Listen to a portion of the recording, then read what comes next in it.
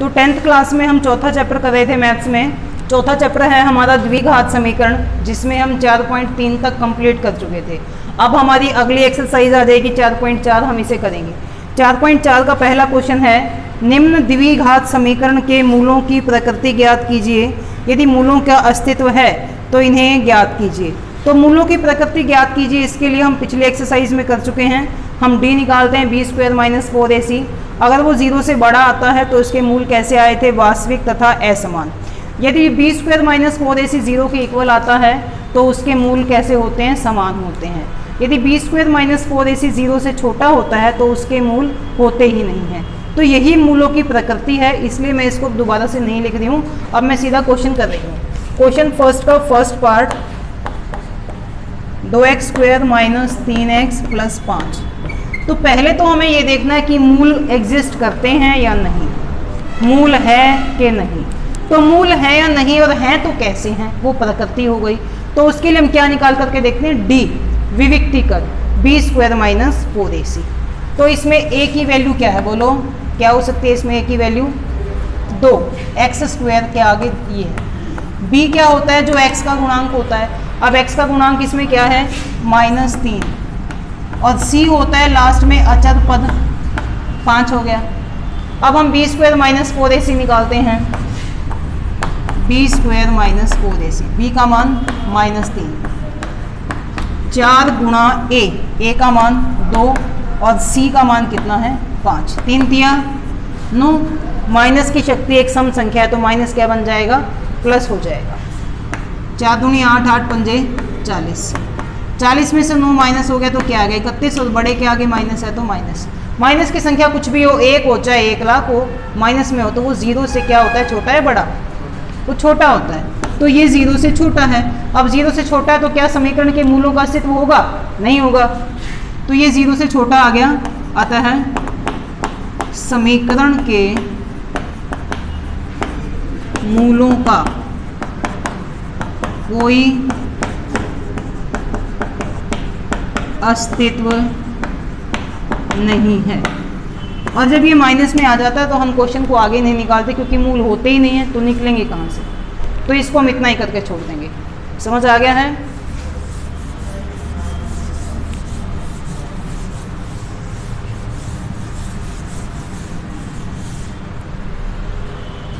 Second part है 3x की 2 -4 वर्गमूल 3x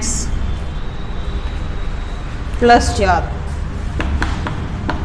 = 0। तो इसमें भी हम पहले निकाल करके देखते हैं कि d की वैल्यू क्या है, b² - 4ac। a का मान कितना है, 3, b का मान है -4 वर्गमूल 3, माइनस आ गया, माइनस लिखना जरूरी होता है, प्लस को तो नहीं लगाते हम। और c की वैल्यू क्या है, 4 है। तो अब इसमें हम b² - 4ac निकाल देते हैं। b का मान -4 वर्गमूल 3 स्क्वायर, 4 गुणा a का मान 3 और c का मान कितना है, 4 आ जाता है। अब ये स्क्वायर माइनस के लिए, 4 के लिए, वर्गमूल 3 के लिए, सब के लिए है। तो जब माइनस की शक्ति एक सम संख्या है, माइनस क्या बन जाएगा, तो माइनस हट गया। जब ये 4 के लिए तो 4 चौक 16, और जब ये वर्गमूल 3 के लिए तो वर्ग से वर्गमूल कट जाएगा, क्या आ जाएगा, 3, 16 तिया 48। ये आ गया समझ में, हल हो गया है। 4 तिया 12, 12 चौक 48, 48 - 48 क्या आ जाएगा। जब 0 आ जाता है तो समीकरण के मूल कैसे होते हैं, वास्तविक तथा समान होते हैं। अतः समीकरण के मूल वास्तविक तथा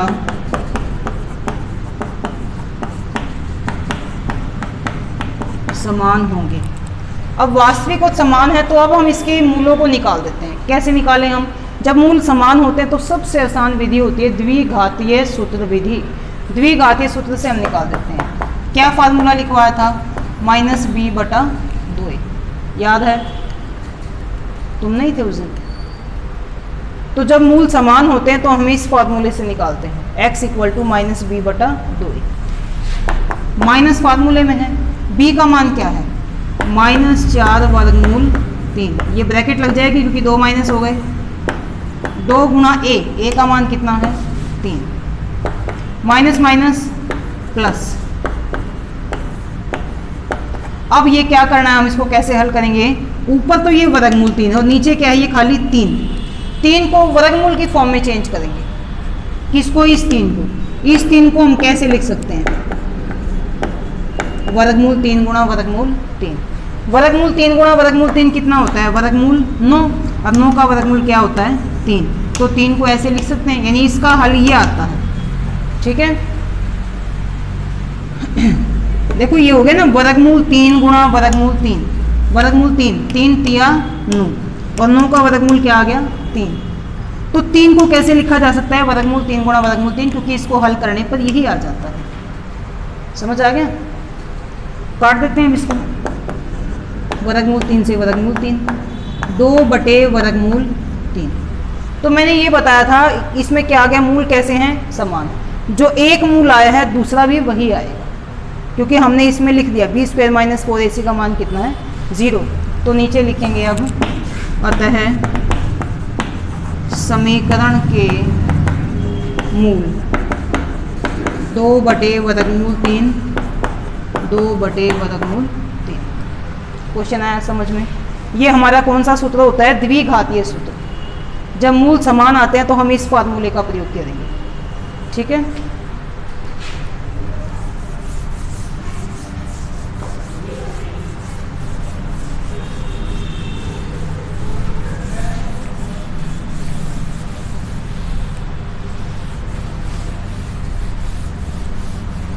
तीसरा पार्ट है इसमें, 2x की 2 माइनस 6x प्लस 3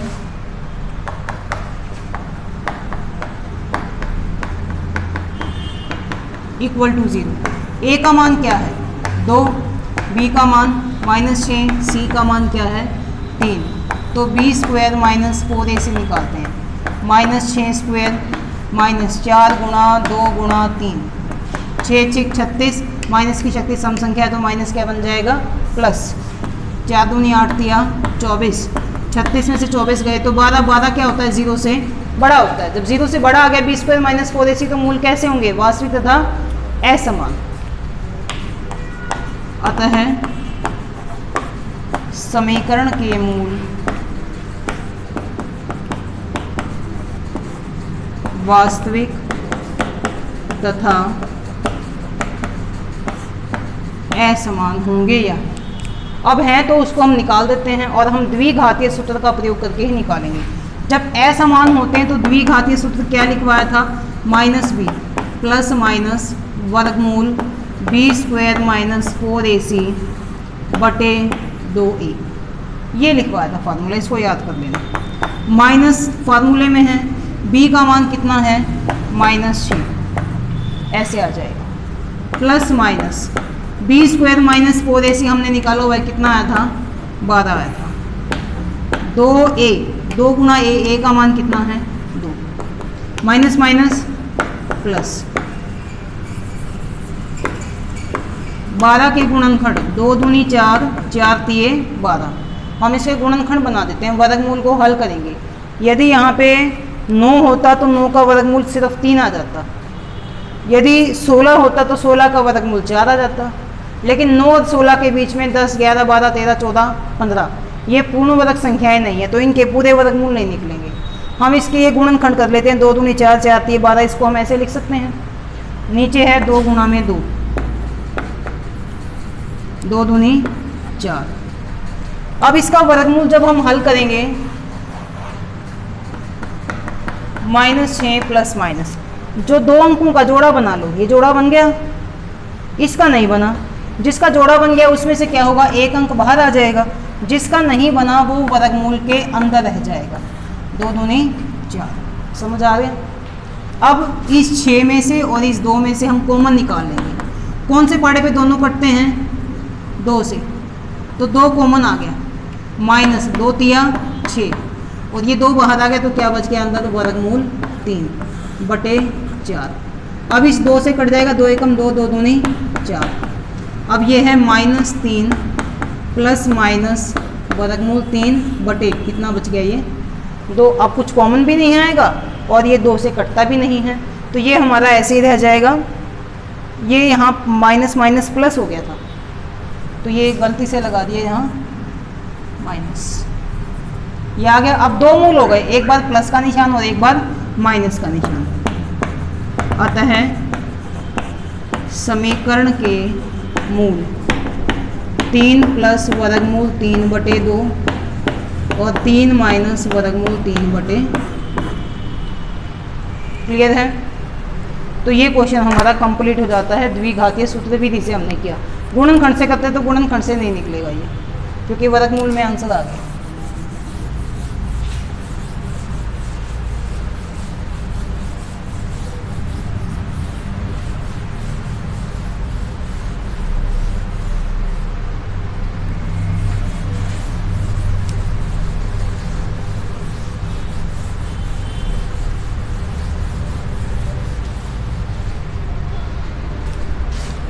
अगला क्वेश्चन है, निम्न प्रत्येक द्विघात समीकरण में k का मान ज्ञात कीजिए कि उसके दो बराबर मूल हों।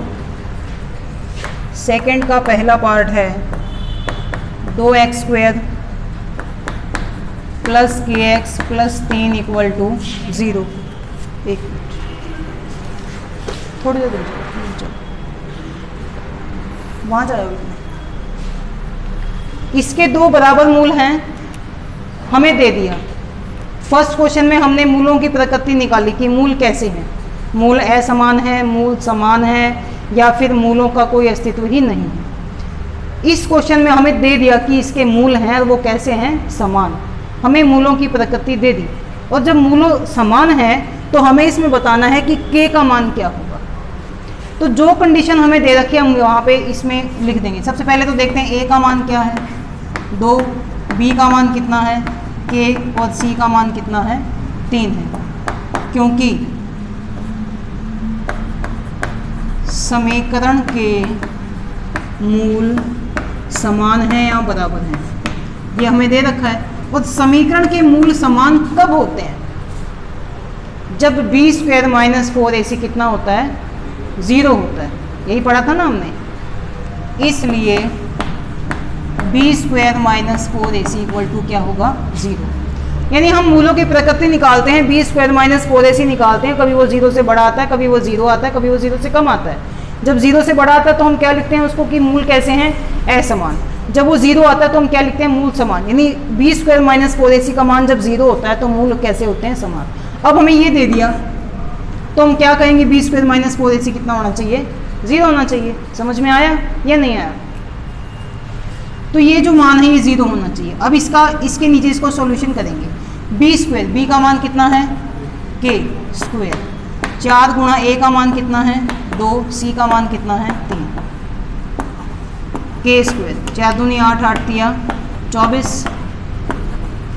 -24 को यहाँ ले आएंगे तो क्या बन जाएगा, इसका स्क्वायर हटा देंगे तो इसका क्या बन जाएगा, वर्गमूल। वर्गमूल के आगे 2 निशान होते हैं, प्लस माइनस। अब 24 के गुणनखंड कर लेंगे। 2 दूनी 4, 4 दूनी 8 और 8 तिया 24। एक इसमें जोड़ा बना लेते हैं, वर्गमूल को हल करेंगे। जिसका जोड़ा बन गया उसमें से 2 कॉमन आ गया। इनका जोड़ा बन रहा है, नहीं बना तो ये वर्गमूल के अंदर रह जाएंगे। 2 तिया 6। अब समीकरण में k का मान क्या आ गया, हमें k का मान निकालना है, प्लस माइनस 2 वर्गमूल 6। k का मान निकालना है इसमें ना तो हमें गुणनखंड करके मूल निकालने हैं, ना हमें ये बताना है कि मूल कैसे हैं। हमें दे दिया कि मूल कैसे हैं, समान।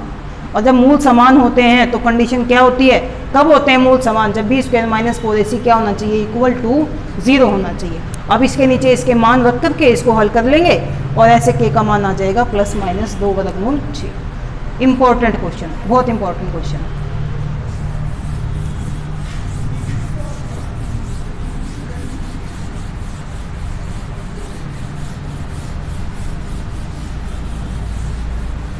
सारे ही क्वेश्चन इंपॉर्टेंट है इस एक्सरसाइज के। अगला क्वेश्चन है kx into x minus 2 plus 6 equal to 0। ये हमने ले लिया। तो इसमें भी हमें k का मान ही निकालना है। पहले तो इसको सिंप्लीफाई कर लेते हैं, इसकी ब्रैकेट्स को सॉल्व कर लेते हैं। के एक्स इंटू एक्स, एक्स की एक क्या हो जाएगा x square, 2 into k x 2kx plus 6 equal to 0। अब a का मान, a होता है एक्स स्क्वायर के आगे, एक्स स्क्वायर के आगे क्या है k, और b होता है x के आगे क्या है -2k, और c का मान कितना है 6। अब जो कंडीशन गिवन है वो लिख देंगे, क्योंकि समीकरण के मूल समान हैं। जब मूल बराबर होते हैं तो b स्क्वायर माइनस 4ac क्या होता है 0 के इक्वल। अब इसके नीचे इसकी वैल्यूज को रख करके सोल्व करेंगे। b का मान क्या है -2k, ब्रैकेट लगाएंगे इस बार क्योंकि ये अंक आ गए। 4 इंटू a का मान k और c का मान 6। अब ये माइनस तीनों के लिए, माइनस की ये स्क्वायर तीनों के लिए है, माइनस की शक्ति सम संख्या है तो माइनस क्या बन जाएगा प्लस, 2 दूनी 4, जब k का है तो k स्क्वायर, 4 6 24k। कुछ कॉमन आ सकता है दोनों में से, कोई पहाड़ा ऐसा है जिसमें 4 भी आता है 24 भी आता है, कौन सा है 4। k स्क्वायर k में से क्या आ सकता है k, 4 बाहर आ गया, k स्क्वायर में से k आ गया तो क्या बचा अंदर k बाहर आ गया, 4 का पड़ा 24 तक, 4 6 24। अब 0 इसके इक्वल भी है, इसके इक्वल भी है, 4 के इक्वल टू 0 या k माइनस 6 इक्वल टू 0। गुणा का 4 यहाँ कर क्या बन जाएगा भाग। अब 0 को किसी से भागने तो क्या आ जाएगा 0, और k का मान -6 यहाँ कर क्या आ जाएगा प्लस। अब k के 2 मान आ गए, एक 0 आ गया और एक 6 आ गया। अब k का मान 0 संभव नहीं है क्योंकि k इक्वल टू 0 संभव नहीं है, इसलिए k का मान क्या हो जाएगा ये ले लेंगे। अब 0 संभव क्यों नहीं है, k का मान सोचो, अगर k का मान हम 0 ले लें, एक 0 आ गया एक 6 आ गया, हम इस k की जगह 0 लगाते तो एक्स स्क्वायर को 0 से गुणा करेंगे तो क्या आ जाएगा यहाँ पर 0। इस k की जगह 0 है तो 2 इंटू एक्स इंटू 0 क्या आ जाएगा, ये भी 0 प्लस 6 क्या बन जाएगा ये सिर्फ 6। तो ये 6 द्विघातीय समीकरण है नहीं है, और हमारे पास ये समीकरण क्या होना चाहिए द्विघातीय।